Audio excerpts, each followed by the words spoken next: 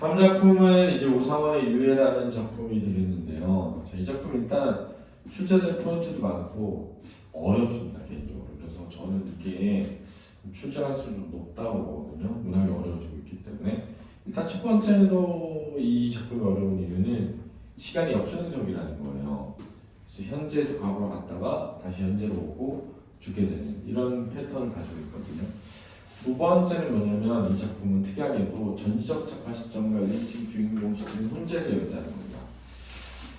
일반적으로 이제 전지적 작가 시점은 사건의 어떤 전모를 드러내는 역할을 하거든요. 근데 이 작품이 엄청 복잡한 사건이 막 일어나고 있는 건 아닙니다. 그런데 왜 전지적 작가 시점을 택하게 되느냐? 이거는 이제 이런 거죠. 전쟁이라고 하는 상황 속에서 처한 인물의 어떠한 양상, 태도 이런 걸 보여주기에 전지적 작가 시점이 적합합니다. 사실은. 그렇죠? 우리가 그래서 지금 시대와 인간형을 다루는 작품들은 대부분 전지적 작가 시점을 택한다고 했잖아요. 왜냐하면은 상대적으로, 물론 관찰자 시점하고 비교할 수는 없긴 한데 전지적 작가 시점은 서술자가 작품 밖에 있기 때문에 객관적인 것처럼 느껴지게 돼요. 이야기 자체가. 왜냐하면 내가 등장해버리면 내가 보고 들은 걸 쓴 거니까 주관적이라고 느끼잖아요. 그러니까 약간 어떤 시대와 그 시대의 인간을 바라보는 데 있어서 약간 객관적인 느낌을 주는 데는 좋아요. 근데 이제 뭐가 좀 단점이냐면 인물의 내면의 목소리나 이런 게 생생함이 떨어져요.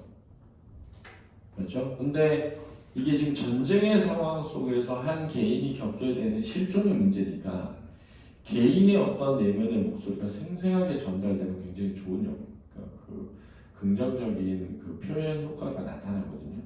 그럴 때는 이제 선택적 전지적 작가 시점을 택하든 아니면 아예 1인칭 주인공 시점과 전지적 작가 시점을 섞어요. 대표적인 작품이 뭐냐면 광장이죠. 광장에 보면 이명준이라는 인물이 이 분단, 그러니까 전쟁과 분단으로 인해서 분단과 전쟁으로 인해서 겪게 되는 어떤 내적 갈등이나 이런 것들을 드러내는데 거기서도 보면 전지적 작가 시점과 1인칭 주인공 시점 혼자거든요. 그렇죠? 약간 어떤 전쟁이라고 하는 거를 개인의 어떤 역사, 개인사, 가정사 이런 걸로 연결 지어가지고 상처와 아픔을 다룰 때는 1인칭 주인공을 좀 많이 씁니다. 그래서 엄마의 말뚝 같은 거 있잖아요. 그렇게 등장하게 되는 거죠. 자, 이 작품이 이제 시작은 그런 거예요. 나 또는 그라고 합니다. 왜냐하면 이게 뒤섞여 있기 때문에 그라고도 나오고 나라고도 나와요.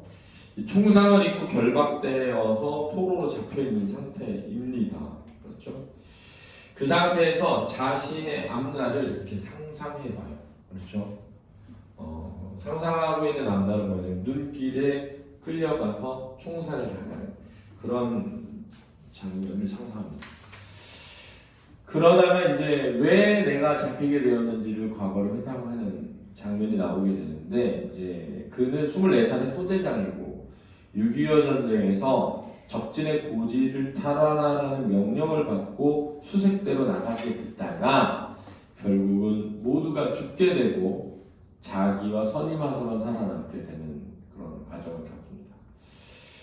그 다음에 다시 또 현재로 돌아와서 사람들의 치조를 당하고 이렇게 신문을 당하는 과정에서 자신이 이제 남한 군인임을 이제 밝히게 되는 장면이 나오고요. 또 다시 과거로 돌아와서 나하고 선임하사 많이 살아남았는데 선임하사가 부상을 입었어, 총상을. 그래서 부축을 하며 남쪽으로 행하다가 결국 선임하사는 죽고 어느 마을에 도착을 했는데 이때 이제 선임하사가 그런 얘기를 해요. 일제강점기에 끝난 뒤에도 자기 그리고 현재도 전쟁터였는데 전쟁이라는 상황은 다른 것을 고민할 필요가 없기 때문에 자신은 전쟁이 가장 행복했었다 이렇게 말을 하거든요. 근데 이게 이제 인간이란 무엇인가라는 실존하고 이게 물음이 연결돼 있어요. 그런 생각을 하다가 마을에서 이제 휴식을 취하다가 인민군에게 끌려가 총살을 당할 위기에 처한 아군을 보게 됩니다.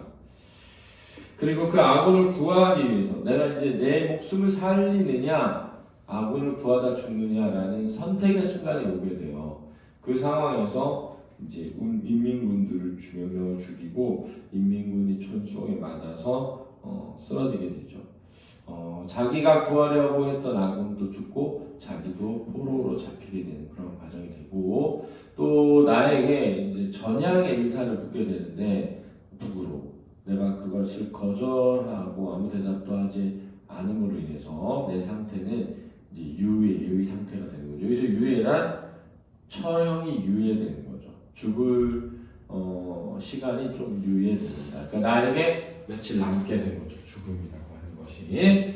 그러다 이제 마지막에 가면 결국은 내가 처음에 상상했던 것처럼 나의 옷을 다 벗기고, 이게 뭐냐면 이제 필요로 하는 물자들인 거예요. 군화라든가 군복이라든가 이런 것들이 당신은, 그리고 끌려가서 처형을 당하면서 죽게 되는데, 그 마지막 장면에 그런 얘기를 해요. 나는 이 길 똑바로 걸어야 한다 이런 얘기를 하거든요. 이제 거기에 이제 이 소설의 주제의식이 담겨 있는 거죠. 뭐냐면은 전에도 얘기했지만 전쟁은 인간을 수단화 한단 말이에요. 전쟁이 딱 일어나면 나는 그냥 도구일 뿐이야. 그다음 두 번째는 내가 죽으면 숫자화될 뿐이죠. 뭐 전사자가 몇 명입니다. 그럼 그 중에 한 명일 뿐이야 그냥. 그죠? 여러분도 생각해 보세요. 제가 한 4일 전에 들었던 건데, 4일 전에 가자 지구에서 죽은 사람이 10,000명이 넘고 그 중에 어린아이가 4,000명이래요. 근데 생각해, 어린아이가 4,000명이래 이렇게 말하는 거랑 그 중에 내 아이가 있는 거랑 완전 다른 거죠. 그럼 이제 그 아이가 어떤 아이인지 막 설명해 말하니까 그럼 진짜 끝도 없죠.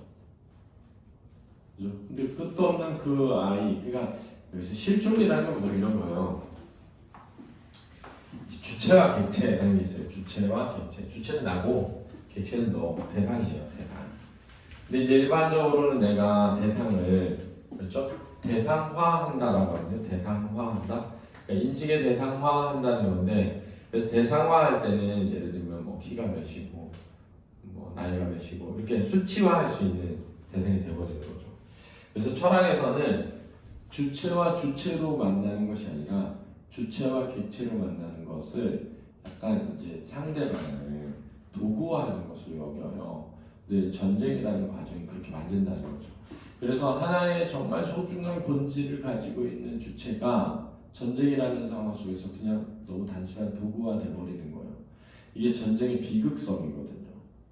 전쟁의 비극성. 그러니까 그 비극성 잘 보여준 게 뭐냐면은 병사들이, 생각해보세요. 그 나라는 인물의 고뇌와 고민과 인간애와 사람을 살리고자 하는 마음과 이 소중함을 가진 사람을 총을 팍 쏜 다음에 돌아가서 담배를 피우면서 수다를 떨면서 가는 거야. 그러한 인간을 죽이고 돌아서면서 아무렇지도 않게 돌아가는 유민군의 모습을 보여준단 말이에요. 그러니까 전쟁이 얼마나 비극적인 비참한가를 잘 보여주는 그런 작품이 되는 거죠. 그죠? 그래서 그런 시나 이런 것들하고도 많이 있거든요. 시에도 예를 들면 여러분들 오렌지나 그런 시 보면, 내가 오렌지를 봐요. 오렌지 껍질을 벗겨. 오렌지는 더 이상 오렌지가 아니게 돼. 그리고 내용이 그런 거야. 나중에 내가 오렌지를 보고 있는데 오렌지가 나를 보고 있어. 뭐 이런 거야.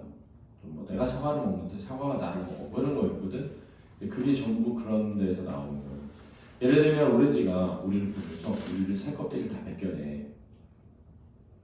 그래가지고 내 껍데기가 다 벗겨졌어. 그래가지고 막 피가 철철 흘러서 뼈다귀가 나왔었는데 안지도라고 부르는 거야. 난 이미 안지는 거 아닌데. 똑같은 거지. 우리가 오렌지 껍데기를 다 벗겨낸 다음에 오렌지라고 부르는 거야. 이미 오렌지는 처참한 시체인데 오렌지 시체일 수도 있잖아. 피를 철철 흘리는. 그치? 그러니까는 우리는 이제 오렌지를 대상화해가지고 인식하기 때문에 대상화한 대상이 주체일 수 있다는 인식, 이런 작품들이 많이 나와요. 철학적 작품들이. 그래서 오성원의 유예 좀 잘 보여드릴 필요가 있겠습니다. 알겠죠? 네, 수고하셨습니다.